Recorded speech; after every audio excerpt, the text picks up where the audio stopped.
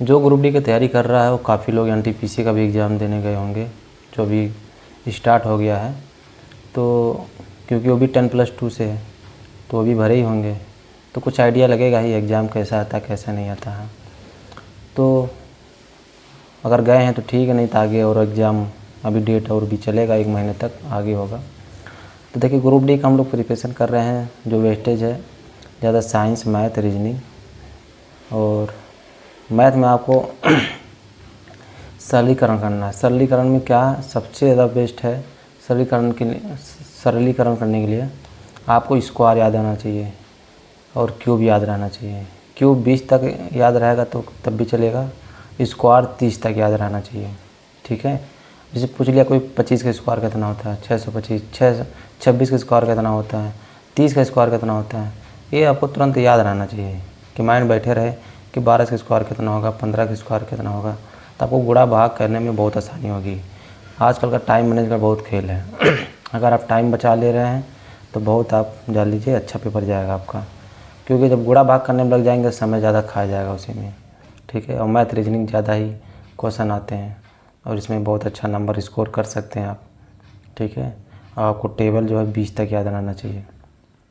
ये नहीं कि आपको 19 का पहाड़ा पढ़ना है, 19 बच्चे कितना होता है तो गुणा करने लगे 19 गुणे 5, तो ये नहीं हो पाएगा। तो आपके लिए गुणा तो धीरे धीरे हम लोग करेंगे। आज जो टेबल है टेबल में आपको 11 से 13 तक टेबल रन करना है, ठीक है। 11 11 दूनी 22 ऐसे करके, फिर 12 12 दूनी 24, फिर 13 पचे 65, ऐसे 13 तक पूरा मुजवानी याद रहना चाहिए, ठीक है। 13 तक नहीं याद करना क्योंकि आप पहले पढ़ चुके हैं, तो पहले जो पढ़ा हुआ चीज़ है तो बस रिवीजन करने की ज़रूरत है, थोड़ा प्रैक्टिस करने की ज़रूरत है, ठीक है। आप उसको कर लीजिएगा। और सरलीकरण का हम क्वेश्चन देंगे, आप टेलीग्राम पे दे देंगे या इसी पे, तो आप उसको कर लीजिएगा, ठीक है। और रीजनिंग में आप कैलेंडर करिएगा। कैलेंडर बहुत इम्पोर्टेंट क्वेश्चन है जो फंसता ज़्यादा है काफ़ी लोग का, और जो नॉर्मल क्वेश्चन है, ठीक है, कैलेंडर पर जो डिफ़िकल्ट क्वेश्चन है, ठीक है, पहले उस पर ध्यान देंगे। तो कैलेंडर करना है हम लोग को। और रहा साइंस में हम लोग मापन करेंगे, ठीक है। जो काफ़ी क्वेश्चन आए हुए हैं, भौतिक राशियाँ एवं मापन, उसको करेंगे हम लोग। और पॉलिटी में भारतीय संविधान सभा करेंगे।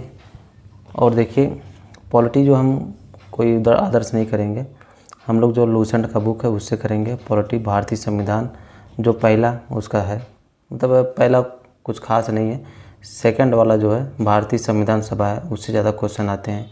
उसमें भारतीय संविधान सभा में ये है कि कितने भाग हैं, कितने अनुच्छेद हैं, कब इसका हुआ नामकरण हुआ, कब लागू हुआ, ये सब पूरा इसका डिटेल है भारतीय संविधान सभा, ठीक। सभा में कितने लोग बैठे थे, कहाँ कहाँ सभा हुई थी, ये पूरा डिटेल हमको पढ़ना है। जो लूसेंट दिया है, लूसेंट का हम डाल देंगे, उसका पिक डाल देंगे, फ़ोटो डाल देंगे PDF बना के।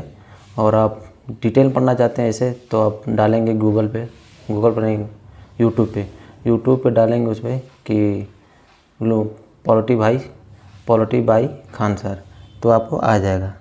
आप उसको भी वीडियोज़ भी कर सकते हैं, देख सकते हैं, उसको भी देख लीजिए और इसको भी कर लीजिए तो ज़्यादा अच्छा रहेगा।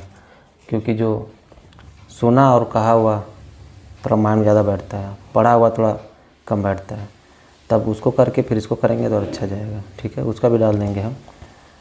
हिस्ट्री में आधुनिक भारत करना है, ये भी लूसेंट से करना है, ठीक है। और उसमें 39 जो है पहला उत्तरकालीन मुगल सम्राट, क्योंकि आधुनिक भारत में ज़्यादा क्वेश्चन पूछा जाता है, इसलिए आधुनिक भारत हम लोग पहले कवर करेंगे। फिर उसके बाद जियोग्राफी में जो है लूसेंट से ही करेंगे और हिस्ट्री भी लूसेंट से करेंगे। तो जियोग्राफी जो है ब्रह्मांड और सौरमंडल हम लोग का 2 दिन में इसको कवर करना है, क्योंकि ब्रह्मांड में ज़्यादा कुछ है नहीं खास।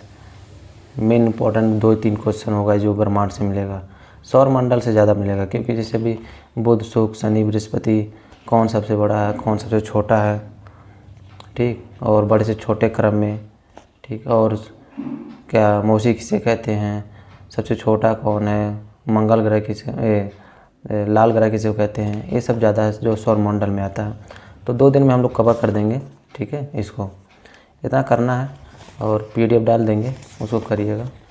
और आज हम लोग करेंगे इसको, कल फिर हम लोग थोड़ा इसका रिवीजन करेंगे। रिवीजन मतलब हम पूछेंगे आपसे कि आप ये पढ़े हैं कि नहीं पढ़े हैं।